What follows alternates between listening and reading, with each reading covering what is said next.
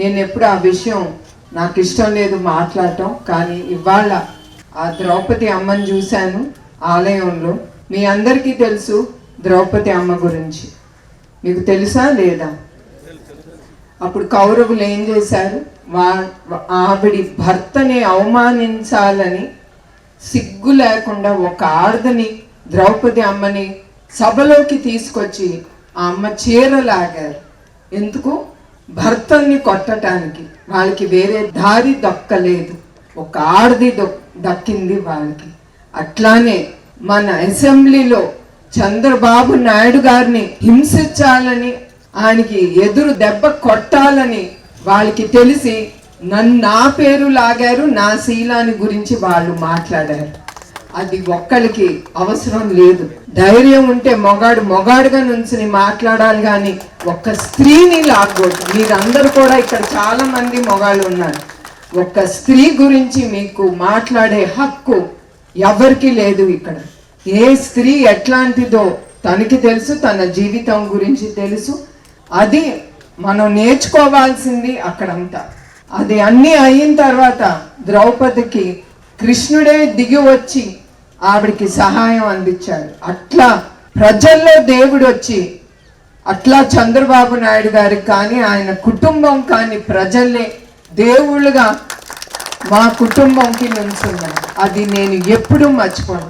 ప్రతి సందర్భంలో మా కుటుంబంలో చాలా జరిగినాయి మా జీవితాలు. ఇప్పుడే అన్నారు తిరుమలలో ఆ బాంబులు పెట్టి నక్సలైట్లు, కానీ ఇప్పుడు కూడా మా కుటుంబం హిట్ లిస్ట్లో ఉన్నా కూడా, ఇట్లాంటి అవమానాలు చాలా ఎదుర్కొన్నా కూడా ఆ దేవుడు అనేవాడు ఉంటాడు. ఎప్పుడు మా కుటుంబం మీకోసం, ప్రజల సేవ కోసం వాళ్ళు ఉన్నారు. వాళ్ళు అట్లా మా కుటుంబం ఉంది గనక ఆయన్ని రాజమండ్రిలో నిర్బంధించినప్పుడు మీ అందరికీ తెలుసు, రుజువు ఏమీ లేకుండా 57 రోజులు నుంచున్న ఆయన ఖైదీ చేసినప్పుడు అప్పుడు దేవుడే దిగొచ్చి ప్రజల ద్వారా ముందుకొచ్చారు. అదే గనక ఆయన తినుంటే ఆ 26 కోట్లని చివరికి చెప్పారు. ఆ 26 కోట్లు కూడా వాళ్ళు చూపించలేకపోయారు. అది మా కుటుంబం అంటే.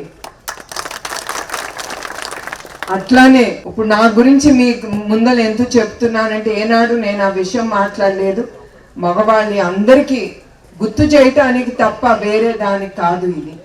ఇదేమి ఎలక్షన్ క్యాంపెయిన్ కాదు, నాకు అవసరం కూడా లేదు.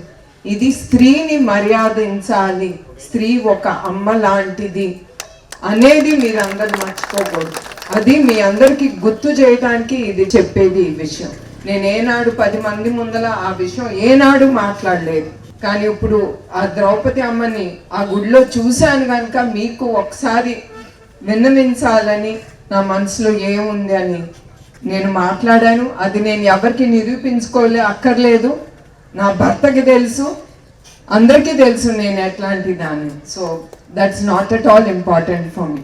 అట్లానే చంద్రబాబు నాయుడు గారి నాయకత్వం గురించి నేను ప్రత్యేకంగా చెప్పక్కర్లేదు. అది కూడా ఇక్కడ కుప్పం నియోజకవర్గం గురించి.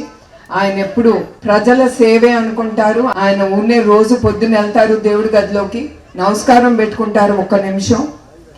దాని తర్వాత ఆయన భక్తి భావన అంతా పనిలోనే, ప్రజలకి సేవ చెయ్యాలి. ఆ భక్తి భావనతోనే ఆయన ముందుకెళ్తున్నారు. ఆ భక్తితో ఆయన వెళ్తున్నారు కనుక దేవుడు ఆయనతో పాటు ఉండి నడిపిస్తాడని నేను అనుకుంటున్నాను. అది మీ అందరికీ తెలియజేయాలి. అట్లానే ఇప్పుడు ఇన్ని ఇండస్ట్రీస్, 30 ఇండస్ట్రీస్ మన కుప్పం నియోజకవర్గం ఒక్కదానికే వచ్చింది. ఇతర నియోజకవర్గాల్లో మీ అందరికీ తెలుసు మన ఆంధ్ర రాష్ట్రంలో ఎట్లా ఇండస్ట్రీస్ ముందుకొచ్చి ఒక్క నాయకుడిని నమ్మి వాళ్ళు ఇన్వెస్ట్మెంట్ మన ఆంధ్రప్రదేశ్లో చేస్తున్నారు. అది మీరు గుర్తుంచుకోవాలి. అట్లాంటి నాయకుడిని మీరు 40 ఏళ్ళు నమ్మి ఆయన ఎన్నుకున్నందుకు మీ అందరికీ నా హృదయపూర్వక నమస్కారాలు, మీకు నా పాదాభివందనాలు. ఎప్పుడు మేము మర్చిపోం. మీ వలన ఆయన తిరిగి 4 సార్లు సీఎం పదవికి ఆయన ఎక్కించిన ఘనత మన కుప్పం ప్రజలకే దక్కుతుంది. అట్లానే ఏ నమ్మకంతో మీరు ఆయనకి ఓటేశారో ఆ నమ్మకంతోనే ఆయన ఉమ్మడి ఆంధ్రప్రదేశ్కి కానీ, విభజన అయిన తర్వాత ఆంధ్రప్రదేశ్ కానీ ఆ ఉత్సాహంతో ఇప్పటి వరకు కూడా ఆయనకి 76 ఏళ్ళు వచ్చినా కూడా ఒక చిన్న కుర్రాడి లాగానే ఆయన ఆలోచిస్తారు. అందరూ హేళన చేయొచ్చు ఆయనకి 76 అని. నా సొంత కొడుకు లోకేషే అంటాడు, అమ్మ నేను నాన్నలాగా అంత ఓపిగ్గా నేను పని చేయలేను అని. అది కూడా అది నేను అనుకుంటాను గొప్పతనం అంటే అది దేవుడు ఇచ్చిన బలం ఆయనకి.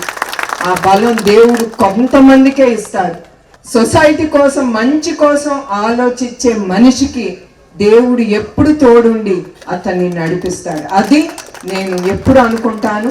ఆయన అట్లా వెళ్తున్నాడంటే ఆయనకి దేవుడు ఆ బలం ఇస్తున్నాడు, ఆయన దీవిస్తున్నారని.